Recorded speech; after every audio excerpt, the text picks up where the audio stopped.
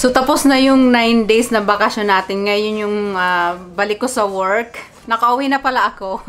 Sana makatulog si Ella kasi sinarado ko yung gate sa sala para hindi siya akyat sa taas. Gustong umakyat sa taas. Sabi ko magluluto ako, hindi ko siya mababantayan sa taas pag nasa taas siya. So, nilak ko yung gate para makapagluto tayo ngayon. So, ngayon, ang gusto kong lutuin is yung tinolang manok.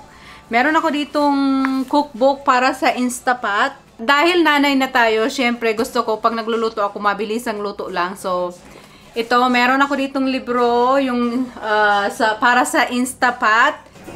Pag ginagamit ko yung Instapot ko, ito yung ginagamit ko.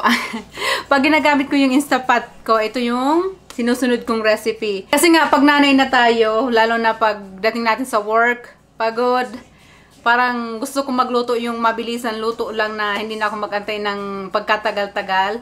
So, ang ginagamit ko palagi pag nagluluto ako ay yung Instapot kasi the best talaga siyang gamitin sa pagluluto, lalo na pag sa meat.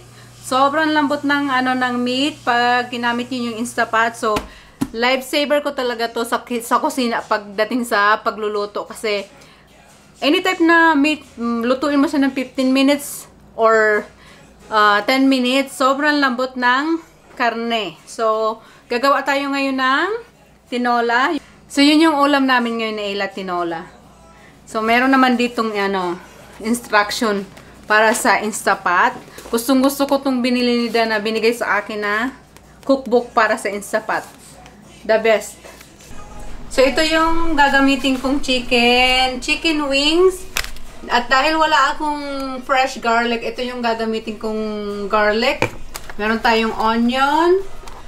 Tsaka gagamit din tayo ng chicken broth, spinach, and then ito yung sayote natin. So, yan yung mga ingredients natin para sa tinola. So, hihiwain ko lang yung, yung sayote ba?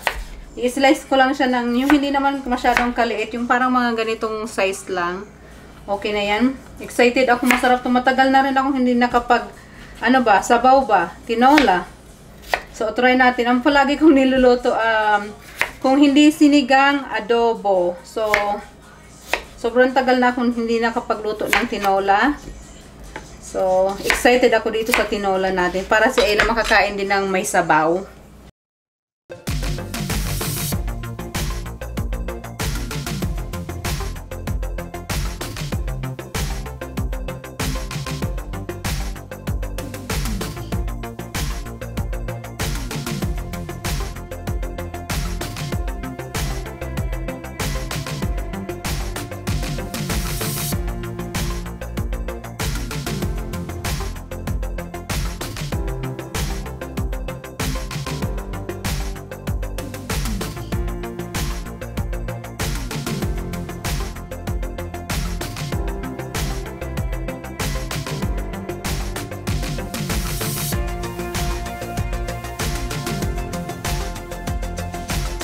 Gusto kong kumain ng papaya. So, kanina, kumuha ako ng papaya. Nasa $3 something siya. Kinuha ko yung maliit lang kasi kung malaki yung kukunin ko, medyo mahal pag malaki kasi tinitimbang siya. So, kinuha ko lang yung maliit. Siguro bukas, pwede na tong kainin. Kasi dilaw na yung yung dulo lang kasi medyo may pagka-green pa siya. So, bukas siguro ready na siyang kainin. So, kainin natin siya bukas. So, mainit na yung yung pan, guys. Maglagay tayo ng cooking oil. Tansyahin ko na lang yung cooking oil niya. Kasi may sukat siya eh. So, okay na yan. Tahin natin yung sibuyas, garlic, and then yung, anong tawag dito? Luya. Lagay din tayo ng garlic. And then, yung luya natin. Yan. Sabi sa instruction, lutuin daw ng hanggang mag-golden brown, mga 5 minutes. Excited akong kumain ng ng tinola ba. So, cook lang natin ng maging brown siya. Yung garlic, onion, tsaka yung ginger. Yan. And then, lagay na natin yung chicken wings, guys. 1, 2, 3, limang piraso pala yung chicken natin. So, haluin lang natin hanggang sa mag-ano siya. Siguro mga 5 minutes. And then, maglagay tayo ng patis. 3 tablespoon daw na patis.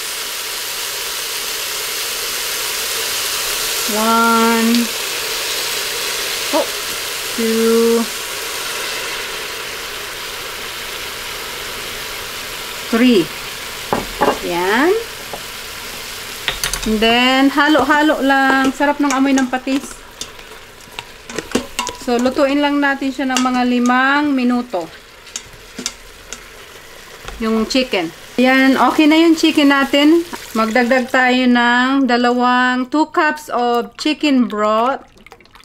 Pinapalo ko lang yung instructions sa guys sa libro. Then, sabi sa libro, 4 cups of water. 1, 2, 3, 4 cups of water. So, pakuluan lang natin siya ng 10 minutes. And then, cancel natin to. And lutuin natin ng 15 minutes. 10 minutes pala. So, lutuin natin ng 10 minutes. And then, maya-maya, lagay natin yung mga gulay. So, dahil October 1st na bukas, excited ako. Isa sa pinaka-paborito kong what is the holidays dito is Halloween. Ewan ko ba, gustong-gusto ko yung Halloween dito. So, mag-haul tayo ng konti ng pinamili kong konting decoration lang sa Halloween. Meron tayong laki. Nagkamali ako ng bili. Ang bibiliin ko sana yung pwedeng i-decorate sa labas, yung ceramic ba. So, ang nabili ko yung plastic para sa loob lang to. Indoor decoration siya. So, nagkamali ako ng nakuha. Pero okay lang. Dito na lang to sa loob kasi hindi pwede sa labas. Baka delikado. And then, bumili ako. Sobrang cute nito. Ginamit na namin. Ayan. Salt and pepper shaker. Ang cute Ang cute ng mukha nila. And then, bumili rin ako ng spoon rest. Ayan, ang cute. Buksan ko na nga para mahugasan ko, para magamit ko na. Meron kasi kami ditong spoon rest. Kaya lang hindi ko gusto. Ang liit kasi, hindi kasya yung yung kutsara. Pag linagay mo yung kutsara, sobrang liit niya. Ito perfect yung size niya, Yan. Ang ganda. Ito yung spoon rest sa bahay. Tingnan naman na yung style niya Sakto lang, pag dinagay mo dito yung kutsara, saktong-sakto lang siya. Ito yung magandang size ng spoon rest, Ang cute. So, ayan yung konting, nabili kong Halloween decoration para sa loob ng bahay. Ang ganda-ganda talaga nito, Ganda. Yan, ang cute. Ang cute talaga nito, Yan, para pag pinatong mo yung spoon ba, taan ba?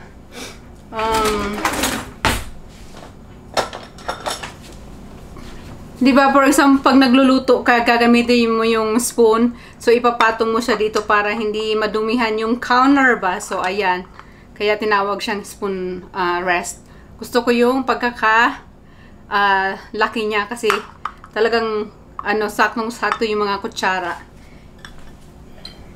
Ito kasi ang liit, tingnan mo. Pag pinatong ko yung malaking kutsara, hindi siya kasya, Ewan ko ba bakit ang liit nitong lumang spoon rest dito sa bahay.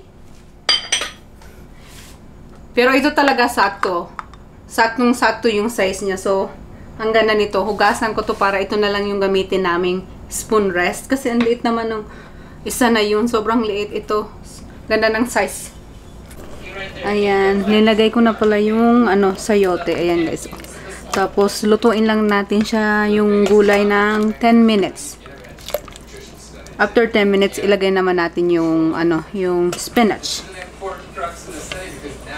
Sarap. Sample today, and I did my stool sample today. And pee for us on top of everything else. Go team. We are in our.